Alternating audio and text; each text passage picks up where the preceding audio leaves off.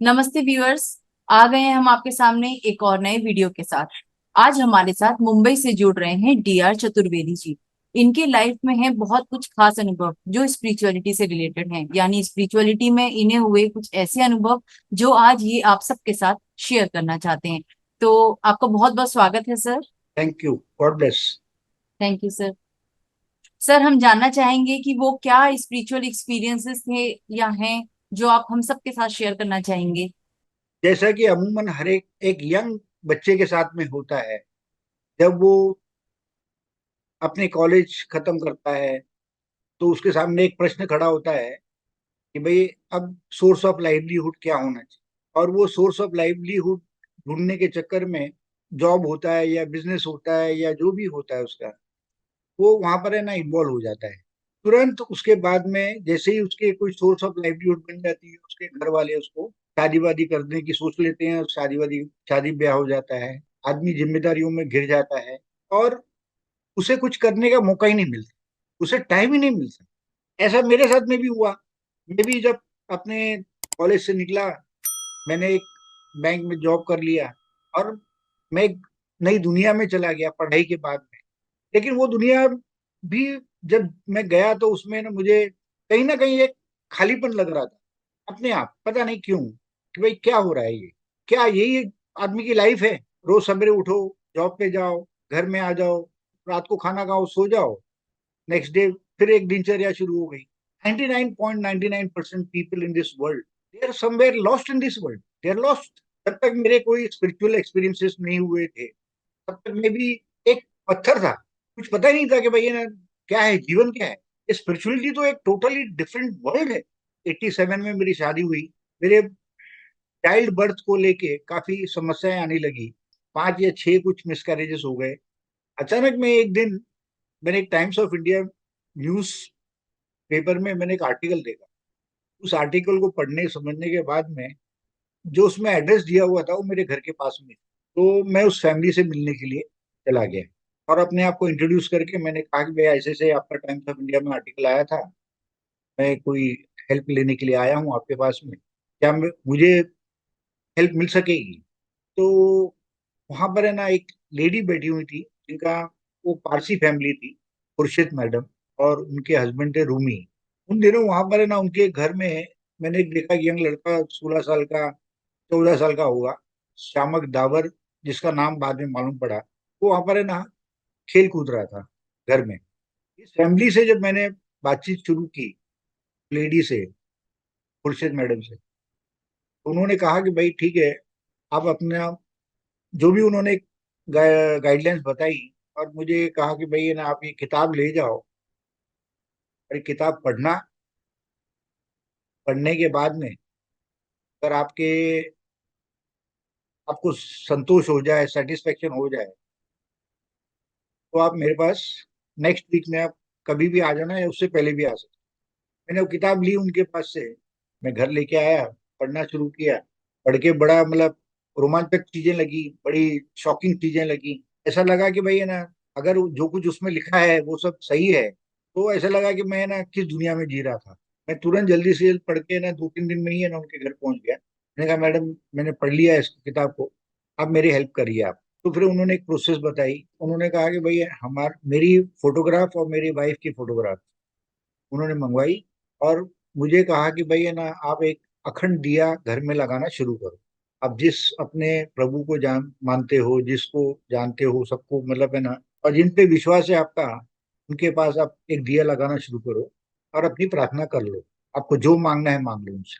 1 महीने के बाद में फिर आना आप हमारे पास। मैं 1 महीने तक मैंने उस चीज को फॉलो किया। 1 महीने के बाद पहुंच गया। अब इनके यहाँ जो दिया लगाने का जो प्रोसेस था, वो हम लोग जो हिंदू धर्म में जो नॉर्मल एक दिया लगाते हैं, ये उस टाइप का नहीं था। ये अखंड ज्योति जलाने के लिए एक पर्टिकुलर टाइप की बाती आती है और उसको कांच के ग्लास में रखा जाता है। उसमें नीचे पानी भरा रहता है थोड़ा सा, और वो ग्लास भर के जो तेल है वो आपको करीबन 2 दिन तक जलते रहता है। और उसको अखंडता मेंटेन करने के लिए उसमें एक प्रोसीजर दिया था कि भाई है ना आप है ना, जब ये बंद होने लगे तो आप इसको एक दूसरा ग्लास भर के तेल और दिया जला के इस वाले दिए से आप ज्वाइन कर लेना, टच करवा देना, और टच करवा के आप नए दिए को साथ में रख देना, तो वो उसकी कंटिन्यूटी हो जाएगी। ये दिया लगाते समय मैंने इसमें जो, उन्होंने कुछ कहा नहीं था मुझे, लेकिन मैं देखता था, और उन्होंने कहा कि इसके बिहेवियर को आप ऑब्जर्व करना, दिए के बिहेवियर को ऑब्जर्व करना। मैं देखा उसमें कि भाई ये ना, जो ऑयल था वो पूरा ब्लैक हो जाता था। कोको कोला का कलर जो होता है बिल्कुल उस कलर से भी डार्क कलर कुछ हो सकता है, तो वो कलर उतना मतलब डार्क हो जाता है। मैं गया जब उनके पास 1 महीने के बाद में, तो उन्होंने कहा भाई ये जब तक आपका ब्लैक हो रहा है, आप इसको और थोड़ा सा कंटिन्यू करिए, और फॉलो करके बताइए कि भाई ना जिस दिन ये थोड़ा ऑयल कलर जो इसका है वो वाइट हो जाएगा या ब्लैक से थोड़ा कम हो जाएगा, तो आप है ना उनको फिर मिलने के लिए आइएगा। 4 महीने तक करीब मैंने लगाया वो ऑयल और दिया। यकीन ही नहीं हो रहा था कि शायद कभी किसी का वाइट भी होता होगा। मैं एक दिन बार गया उनके पास पूछने के लिए, भाई ऑयल कभी वाइट भी रह जाता है कि भाई ये तो नेचुरल प्रोसेस है कि जो चीज जल रही है दिए में जल रही है तो वो तो काला हो गई होगा, तो अगर ये भी काला हो रहा है तो नेचुरल प्रोसेस है, वाइट कैसे होगा? उन्होंने कहा जाओ अंदर देख लो, हमारे यहाँ एक दिया जल रहा है। तो एक रूम में मैं गया, उनके प्रेयर रूम में, तो उसमें देखा तो वो ऑयल का कलर वाइट ही था। तो बोले हर एक का इस तरीके से स्टेज आती है जब ऑयल का कलर ये वाइट होता है। फिर है ना कोशिश करते रहे। फिर उन्होंने हमको मतलब है ना एक दो प्रेयर्स दी थी, कहा था कि भाई ये प्रेयर्स आपको दिन में 3 बार करनी है, हमारे मुझे और मेरे मिसेस। वो प्रेयर्स भी कर रहे थे हम लोग, दिन में 3 बार करते थे। करीब ऐसा करते करते 7-8 महीने हो गए, 9 महीने हो गए। 9 महीने बाद में एक दिन देखा तो वो ऑयल का कलर वाइट होना शुरू हो गया। तब मुझे थोड़ा होप जगी, और है ना मैं फिर से गया उनके पास, कहा कि भाई ऐसे ऐसे थोड़ा कलर इम्प्रूव हो रहा है। उन्होंने कहा ठीक है, अब आपकी बार है ना, आपकी मिसेज जब भी कंसीव करेगी तो आप है ना हमारे पास आइएगा, हमको बताइएगा कि आपकी मिसेस कंसीव हो गई है, तो उसके बाद हम बच्चे को अंदर नेचुरल प्रोटेक्शन देंगे। तो ये बात है करीबन 92 के आसपास की, 91 92 की बात है। और मैं इनको जाके जब बताया तो इन्होंने कहा ठीक है, अभी आज के बाद से इस बच्चे को हम प्रोटेक्शन देंगे। 92 दिसंबर की बात है, जब 6 दिसंबर को बाबरी मस्जिद का गिरना हुआ, उसके बाद मुंबई में यहाँ पर राइट्स हो गए, कर्फ्यू लग गया चारों तरफ। और उन्हीं दिनों में हमारे मिसेस के लिए लेबर पेन शुरू हो गए। हमारा घर और डॉक्टर का जो क्लिनिक था वो करीब 7-8 किलोमीटर पे था। कर्फ्यू लगा हुआ है, आना कैसे वहां पर, किसी तरीके से पहुंचे वहां पर। डॉक्टर ने कहा इमीडिएटली सीजरियन करना पड़ेगा। मैंने कहा भाई आप, मैं जरा परमिशन ले लेता हूँ। उससे को उनको फोन लगा के बताया कि भाई ऐसा ऐसा हो रहा है, मैं यहाँ पे डॉक्टर के हॉस्पिटल में आया हूँ, क्या सीजरियन कर दूं, करवा दूं? नहीं नहीं नहीं नहीं नहीं, अभी मत करो कुछ, बोले आधे घंटे में फिर से फोन करना। फिर मैंने आधे घंटे बाद फोन किया, तो उन्होंने बताया कि भाई अभी पूरे वर्ल्ड ओवर है ना, नेगेटिविटी फोर्सेस, जो नेगेटिव फोर्सेस हैं वो काफी स्ट्रांग है, और इस वजह से आपकी मिसेस को समस्या शुरू हुई है। और ये कोई समस्या बड़ी ज्यादा गहरी नहीं रहेगी, आप do not worry, child is very safe and he is protected by us. Be positive, अपनी मिसेस से कहो पॉजिटिव थॉट्स रखे, और डॉक्टर से भी कहो कि भाई है ना पॉजिटिव रखे रहे, और जब उचित समय आएगा तो हो जाएगा, सब ठीक हो जाएगा। अभी कोई जल्दबाजी मत करो। फिर हम लोग है ना वहीं सब कर्फ्यू वर्फ्यू के चक्कर में हॉस्पिटल में ही एडमिट रही, करीब 12-15 दिन करीब नहीं वहां पर मिसेस। और 15 दिन के बाद में फिर से एक बार इशू स्टार्ट हो गया ब्लीडिंग का। फिर मैंने उनसे बता के उनसे पता किया कि भाई आप क्या करना है, डॉक्टर साहब तो कह रहे हैं कि सीजरियन कर दो। उन्होंने कहा ठीक है, अब है ना इनका पीरियड पूरा हो गया है, अब आप करवा सकते हो सीजरियन, अगर करना है या जो भी डॉक्टर का जो डिसीजन होगा, कोई इशू नहीं है उसमें, करवा लो। That is how my child was born under their special protection. अब मैंने ना उस किताब को मैंने और गहराई से समझने की कोशिश की, और गहराई से पढ़ने की कोशिश की, और है ना चीजों को समझते समझते ऐसा लगा कि भाई वाकई में इस चीज में, इस किताब में ऐसी चीजें लिखी हुई हैं।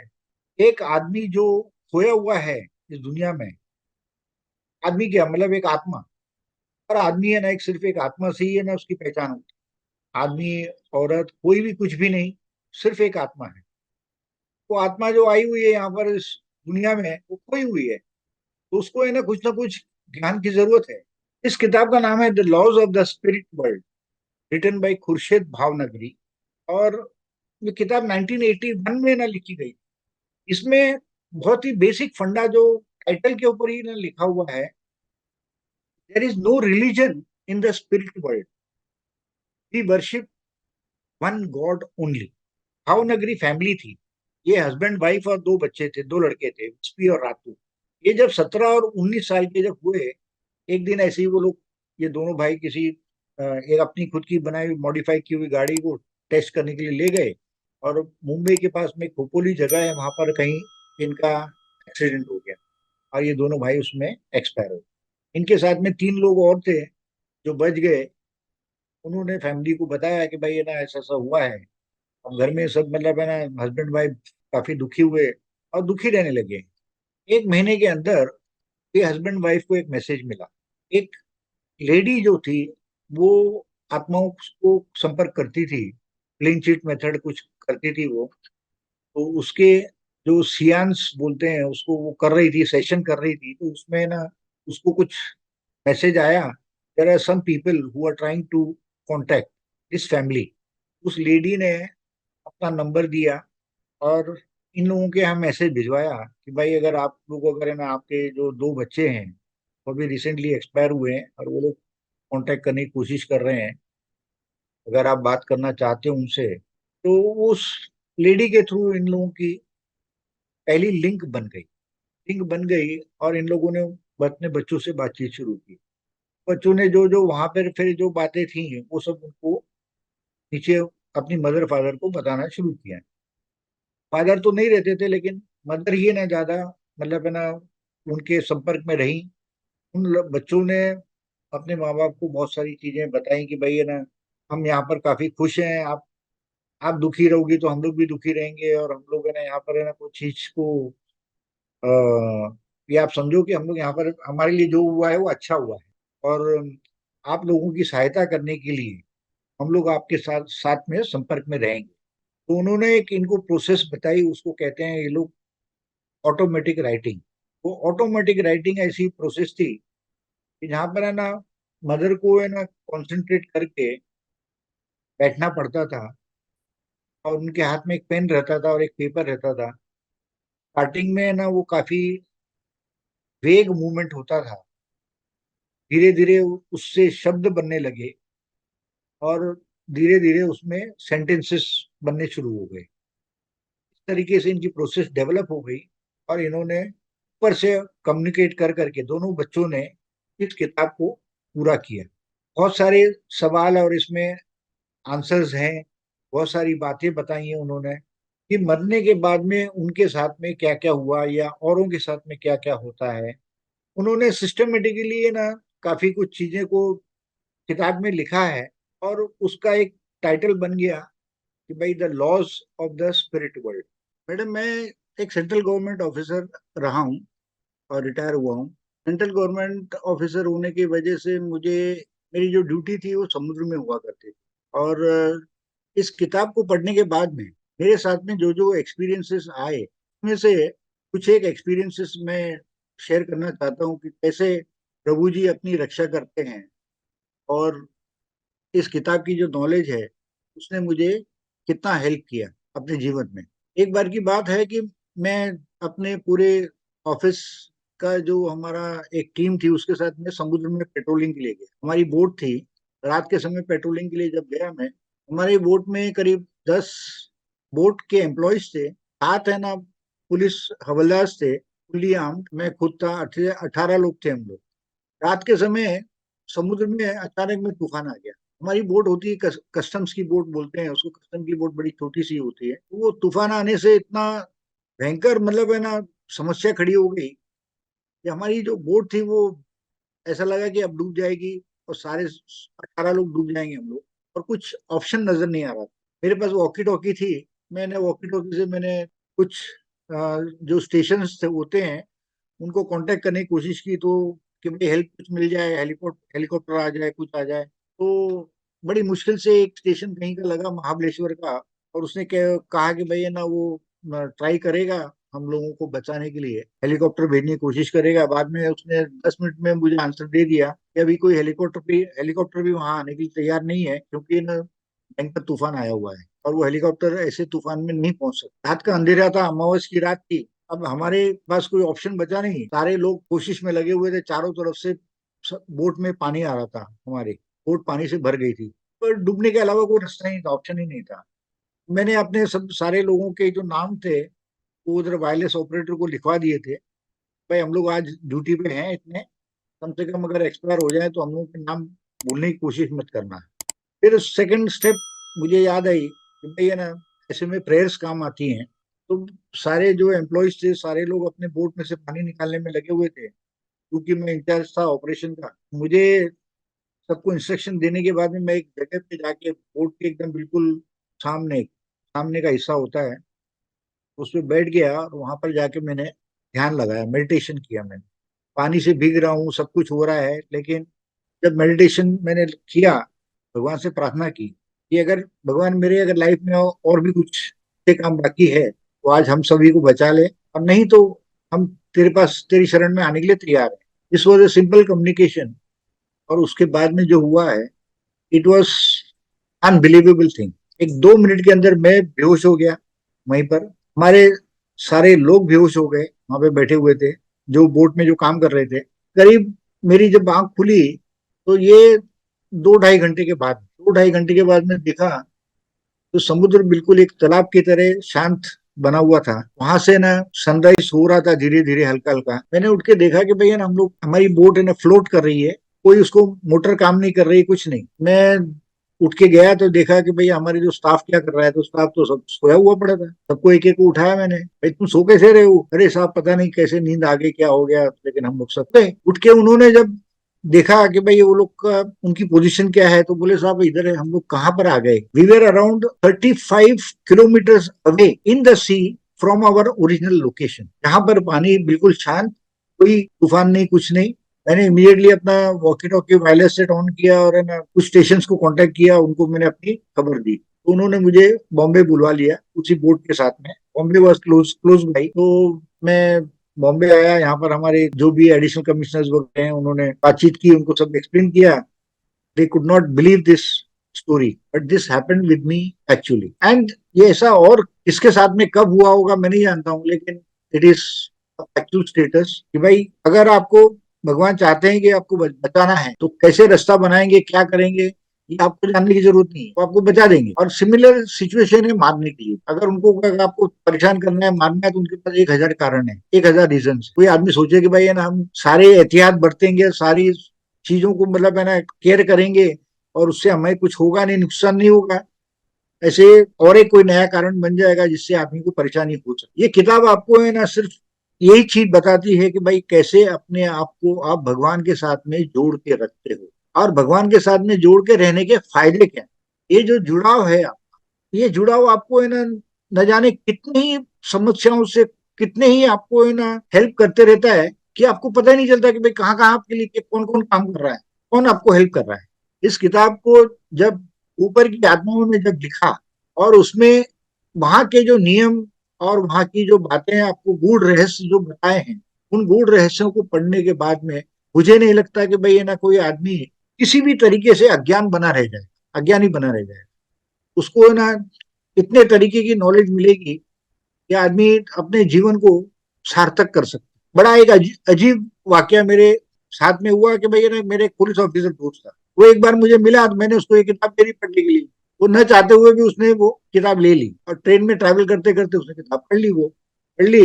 जब ड्यूटी पे गया तो उसके पास एक ऑफर आया, भाई एक आदमी उसको 50 लाख रुपए देने के लिए आया कि उसकी अपनी मदर को जेल में पढ़वाना चाह रहा था। कुछ प्रॉपर्टी के पेपर्स जो थे वो मदर से साइन करवाने थे, ताकि है ना उसकी वो प्रॉपर्टी बेच दे वो, और वो यूएस चला जाए। वहां उसके पेपर्स पे साइन नहीं कर रही थी, तो इसने आके वो पुलिस वाले से कहा कि भाई मैं तेरे को 50 लाख रुपए दे रहा हूँ, तो ये ले ले और है ना माँ को उठा के जेल में डाल। वहां पे मैं आके प्रॉपर्टी के पेपर्स पे साइन करवा लूँ। अब ये पुलिस वाला उसी दिन या एक दिन पहले करीब उसने किताब पढ़ी थी, पता नहीं क्या है इसको दिमाग में आई बात, इसने उसको मना कर दिया, बट ये काम मैं नहीं करूँ। वो गया इसके कमिश्नर के पास में गया, कि कमिश्नर से उसने फोन करवाया, भाई आपको क्या समस्या है, आप कर दो ये काम, कि आपने ऐसा कभी काम किया नहीं है क्या। इसने कहा साहब मैंने आज से पहले जो भी कुछ किया होगा मैं नहीं जानता हूँ, लेकिन आज के बाद मैं ये काम नहीं करूंगा। आपको अगर मैं ट्रांसफर करना है कहीं करना है, वो बोले हम आपको है ना गढ़चिरौली जो जगह है माओवादियों की, वहां पे ट्रांसफर कर देंगे, आप कर दो भले। तो उसका कर दिया ट्रांसफर उन्होंने, उसका कर दिया, लेकिन है ना 1 महीने तक वो ज्वाइन नहीं किया उसने। और उसका एक सीनियर कोई आदमी था, उससे भी सीनियर कमिश्नर से, उसने उसका उसको हेल्प की, और उसका ऑर्डर कैंसिल हो गया गढ़चिरौली के लिए। ये इस किताब में ऐसे भी लिखा है कि भैया ना आपको जब भी कहीं कोई सहायता पहुंचानी होती तो उसमें ना अलग अलग तरीके हैं, आपको मैसेजेस मिल जाते हैं, अलग अलग तरीकों से आपको मैसेज दे दिए जाते हैं। कभी कहीं आप कोई न्यूज़पेपर पढ़ रहे हो, कभी कहीं आप टीवी देख रहे हो, कभी कोई आपको एक अनजान आदमी आके कोई मैसेज दे जाता है। आपको तब मालूम पड़ता है कि भाई आप तो ये सवाल का ढूंढ रहे थे, इसके जवाब को ढूंढ रहे थे, लेकिन आपको है ना वो जवाब मिल गया, इस आदमी के थ्रू मिल गया। एक बार ऐसा हुआ कि भाई मेरी मदर जो थी वो बहुत बीमार हो गई। उनके मरने से पहले करीब है ना वो 10 साल तक डिमेंशिया में रही। हमारे घर वाले लोग काफी उनके मतलब है ना सेवा में रहते थे हमेशा, लेकिन उनको बहुत कष्ट था। तो मुझे क्या सूझा पता नहीं, मैंने ना इनके लोगों से कांटेक्ट किया, तो उन्होंने कहा भाई आप है ना ये ऑटोमेटिक राइटिंग के जरिए हम आपको इनके कष्टों का सवाल, जो आपके जो सवाल हैं और इनके कष्टों का निवारण, उसके बारे में हम जानने की कोशिश करते हैं। तो एक डेट फिक्स की गई है, और उस डेट के दिन मैं वहां पर पहुंचा उनके ऑफिस में। चामक दावर जी का ऑफिस था। उन्होंने लिंक बनाई, उस लिंक में उन्होंने मुझे बिठा के मेरे सवाल सुने, और उस सुनने के बाद में उन्होंने जो आंसर दिया वो मैं बड़ा चौंकाने वाला था, और ऐसा लगा कि भाई बड़ा ड्राई सा आंसर है, लेकिन ड्राई में ना ड्राइनेस में कितना क्या चीज छुपी हुई थी, और कितनी करेक्ट बात थी कि कोई आदमी कभी अप्रिशिएट नहीं कर पाएगा। तो मैंने उनको पूछा कि भैया ना हमारी मदर का है ना ये टेस्ट कब तक चलेगा, ये और उनको इतनी पीड़ा हो रही है, उस पीड़ा का निवारण क्या है, या इनका जो डॉक्टर का जो ट्रीटमेंट चल रहा है वो सही है या गलत। तो वहां से जवाब आया, आपको जो इनके डॉक्टर का ट्रीटमेंट करना है वो कर लो, लेकिन ये ना इससे ज्यादा ये इम्प्रूवमेंट नहीं होगा इनका, लेकिन डॉक्टर का ट्रीटमेंट फिर भी चालू रखो, आप चला करते रहो। अच्छा ये आप नहीं जानते हो कि बोलते हैं ये इनका जो कष्ट है ना, ये कितना कष्ट है, क्यों कष्ट है, ये आप नहीं जानते हो, या कोई भी नहीं जानेगा। लेकिन ये इनके आने वाले जीवन के लिए, ये अपना जो कर्म है वो भोग के जा रही हैं, वो इनके लिए आने वाले जीवन के लिए वो बड़ा लाभदायक होगा, फायदे वाला होगा।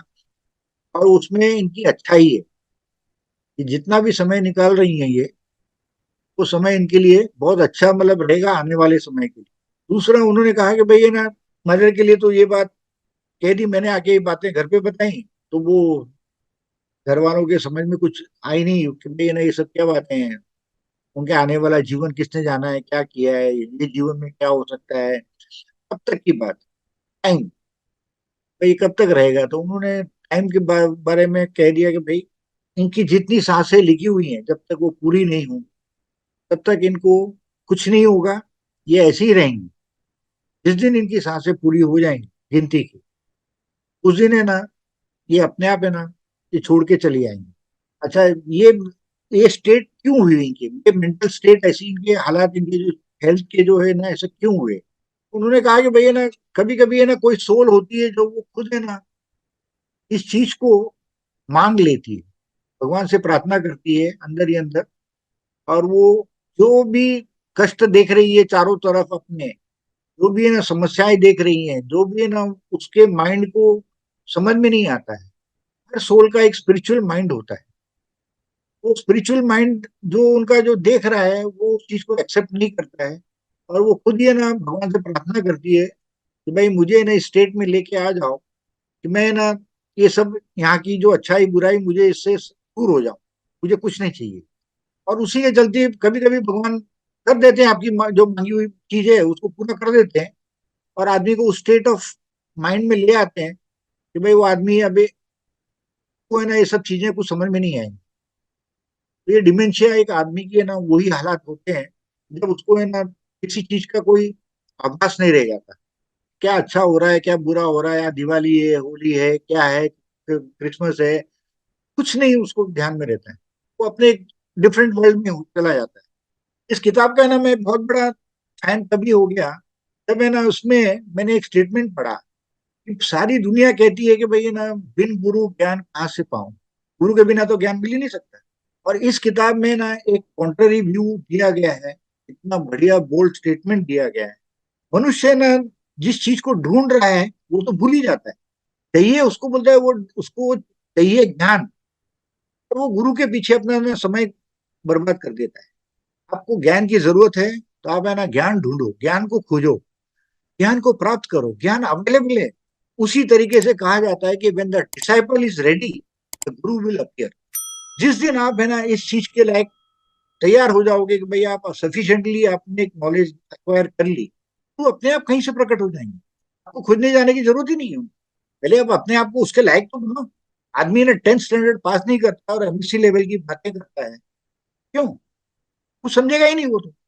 ऐसा एक छोटा सा वाक्य मेरे साथ में हुआ जब है ना मेरी जान बच गई इस किताब की वजह से। मेरा वजन करीब है ना 100 किलो था। मेरे कजिन ब्रदर का वजन वो भी 100 किलो। उन दोनों जन को है ना कुछ लोग बहका के माउंटेन हाइक पे ले गए। ये कह के ले गए हमको जंगल वॉक पे, जंगल वॉक जाना है, और वहां ले जाके उनको एक पहाड़ के ऊपर चढ़ा दिया। बारिश के दिनों की बात है। वो पहाड़ पे ना कोई मतलब है ना चढ़ने का कोई साधन नहीं था, कोई रास्ता नहीं था। जैसे रॉक क्लाइंबिंग की जाती है उसमें मतलब ना काफी कुछ इक्विपमेंट होते हैं, रोप होती है। अब वो लोग सब जो हमारे साथ में ग्रुप में 100 लोग थे, वो सब है ना कोई भी आदमी है ना 60 किलो से ऊपर नहीं था। मैं और मेरे कजिन ब्रदर हम लोग है ना 100 किलो के। पहाड़ पे चढ़ तो गए किसी तरीके से, मतलब है ना इधर उधर उन लोगों ने धक्का मार के चढ़ा दिया। चढ़ने के बाद वहां पे मालूम पड़ा, बोलते कि नहीं नहीं कोई दूसरा रास्ता नहीं है, इसी रास्ते से उतरना पड़ेगा पहाड़ पे से। पूरी बारिश हो रही, ठंडी हो रही एकदम, मैं मतलब एकदम कमजोर, वीकनेस, हाथ पैर कांप रहे हैं मेरे उधर ठंड के मारे। मैंने तो मना कर दिया, मैंने कहा भाई आपको आना है तो जाओ, मैं तो नहीं उतर सकता। बहुत ही खतरनाक मतलब टाइम थी वो पहाड़ की। कोई मतलब मेरा ये था कि भाई अगर मैं उतरने की कोशिश करता तो मैं खाई में गिर जाता वहां पे। 2000 फीट के नीचे खाई थी पहाड़ के नीचे। अब वही तरीका अपनाया, एक मेडिटेशन शुरू किया कि भाई है ना इनको विस्पी और रातों को याद किया। कोई यकीन नहीं मानेगा, मुझे ना एक क्लियर कट एक मैसेज आया, आवाज सुनाई दी कि आपको पहाड़ पे ना बैठ के उतरना है, खड़े नहीं होना है। आप बैठ के उतरो, स्लाइड करते करते आप उतर जाओ, ठीक है। वो तरीका अब लोगों ने मुझे ना कहने की कोशिश किया, अरे तुम ऐसे करो वैसे करो, ऐसे उतर जाओगे वैसे उतर जाओगे, तुम इसका हाथ पकड़ लो उसका हाथ पकड़ लो। मैंने कहा अब तुम लोग है ना सब उतर जाओ, मैं आखिरी आदमी उतरूंगा, मैं अपने हिसाब से उतरूंगा। वही किया कि मैं पहाड़ के ऊपर बैठ गया। बैठने से मेरा जो पूरी जो बॉडी का वेट था वो पहाड़ ने ना ग्रेविटी के रूप में अपने में एब्जॉर्ब कर लिया। उसके बाद मैं उस गीली चिकनी मट्टी में इतने आराम से मैं उसके ऊपर स्लाइड हो के करीब 500 फीट मैं रॉक के ऊपर से नीचे उतरा हूँ। और मेरे कजिन को भी मैंने उतारा है। ये अगर है ना चीजें अगर है ना ये पता नहीं होती, मालूम नहीं होती, या मतलब है ना कोई आदमी इस तरीके से क्या कर सकता है और कैसे हेल्प आ सकती है, ये मेरे पर्सनल एक्सपीरियंस रहा कि भाई है ना मुझे हेल्प आई। मेरे जीवन में ना कई बार मतलब है ना इस तरीके के ऐसे एक दो वाक्य नहीं कई वाक्य हुए जिनको है ना मैं शायद इतने शॉर्ट टाइम में नहीं बता पाऊंगा। लेकिन आज मेरे जीवन के अगर है ना मैं पांचवा या छठा मेरा रीबर्थ है। मैं चलती हुई ट्रेन में से गिर गया था, मेरे शर्ट में ना मट, मट्टी लगी और मैंने जो झाड़ के खड़ा हुआ, मट्टी झाड़ दी तो उठ के मैं बैठ गया, कुछ नहीं हुआ। आज है ना ये this is biggest miracle in my life.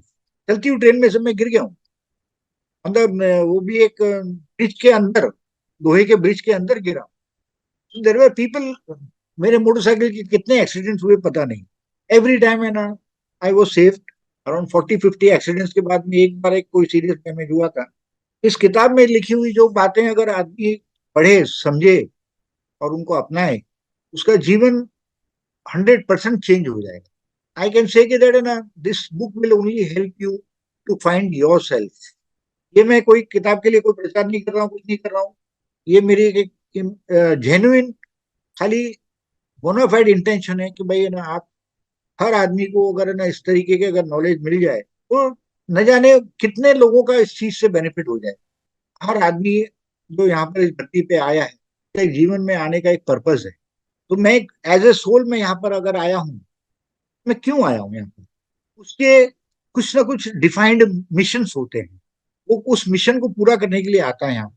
अपने बाबुल के घर को छोड़ के आए हो यहाँ, और आते समय आपने ना बहुत सारे वादे किए। वहां से आने के समय, धरती पे जाऊंगा तो मैं ये करूंगा, वो करूंगा, वो करूंगा। हाँ, सब ये मोह माया जाल में आकर मैं सब भूल गई। हर सोल के लिए ना कोई एक पर्पस डिफाइंड है। और अगर वो अपने पर्पस को अगर पा जाता है, समझ जाता है, उसका जीवन है ना सार्थक हो जाएगा। वो अपने जीवन जीने के तरीकों को चेंज कर लेगा। जहां कहीं भी अगर वो खोया है, अपने आप को वो पा लेगा, अच्छे से पा लेगा। चतुर्वेदी सर, आज आपके इस वीडियो में, इस अनुभव के जो वीडियो में आपने जिस बुक का जिक्र किया, एक्चुअली वो बुक अपने आप में बहुत डेप्थ रखती है, क्योंकि वो बुक जो है एक्चुअली इस दुनिया के लोगों द्वारा लिखी ही नहीं गई है। कायदे से बोला जाए तो वो बुक एक इस दुनिया के व्यक्ति ने लिखी है, लेकिन लिखवाने वाला उस दुनिया का था। यानी उनके वो बच्चे जो इस दुनिया से चले गए थे, उन्होंने स्पिरिट वर्ल्ड का पूरा मैसेज और स्पिरिट वर्ल्ड की पूरी जो नॉलेज है राइटर को दी। और वो जो सत्य बातें थी, राइटर ने बहुत ही खूबसूरती से इस बुक में लिखा है, जिसका आपने जिक्र किया था शुरू में। और आपके सारे ही अनुभव बहुत ही प्यारे थे। और हाँ, ये बात बिल्कुल सच है कि अगर हम मेडिटेशन करते हैं या हम उस परमात्मा से जुड़े होते हैं, तो वो हमारा पिता स्वयं हमारी रक्षा के लिए हर पल एक्टिव रहता है, जिससे कहेंगे कि मतलब बिल्कुल देखता रहता है कि अपने बच्चों पे कोई कष्ट ना आए। लेकिन जिम्मेदारी हमारी बनती है कि हम उसे याद रखें। और हम अगर उस दुनिया से आए हैं, असली घर तो हमारा ऊपर ही है। ये तो हमारा सिर्फ एक, जैसे कहते हैं, हम कठपुतली हैं, अपना रोल प्ले करने आए हैं। लेकिन हाँ, हम भूल जाते हैं कि हमें वापस अपने घर जाना है, पिता से मिलना है। और किस मुख से जाएंगे, जैसा आपने बताया। बहुत अच्छी बातें आपने बताई। आज अगर इस वीडियो को देखने वाले लोग इस इतनी गहराई से इसे समझेंगे, तो वो भी समझ पाएंगे कि एक सोल की जर्नी, यानी हम सब की जर्नी, इंडिविजुअल हम सब सोल हैं, आए हैं अपने रोल को पूरा करने के लिए। उसे पूरी ईमानदारी से निभाएं, उसके साथ कनेक्टेड रहें। उसके साथ कनेक्शन का एक ही तरीका है, मेडिटेशन। और जैसा आपने बताया, इस बुक को पढ़ने के बाद सच में बहुत लोगों की जिंदगी बदली है। और शायद आज आपका इस वीडियो को देखने के बाद कुछ लोग इस वीडियो के बारे में जानेंगे और इस बुक को पढ़ेंगे, तो शायद उनकी भी जिंदगी बदले। चतुर्वेदी सर, आपका बहुत बहुत धन्यवाद। आज आपने बहुत समय दिया हमें, बहुत प्यारे अनुभव साझा किए, इस बहुत सुंदर बुक से इंट्रोडक्शन करवाया। आपका बहुत बहुत धन्यवाद। God bless all, God bless all, God thank you bless. Sir, thank you so much. तो व्यूअर्स, फिर मिलेंगे अगले वीडियो में एक और नए कंटेंट के साथ, एक और नए गेस्ट के साथ। तब तक अपना साथ बनाए रखिए, अपना प्यार बनाए रखिए, अपना ख्याल रखिए। धन्यवाद।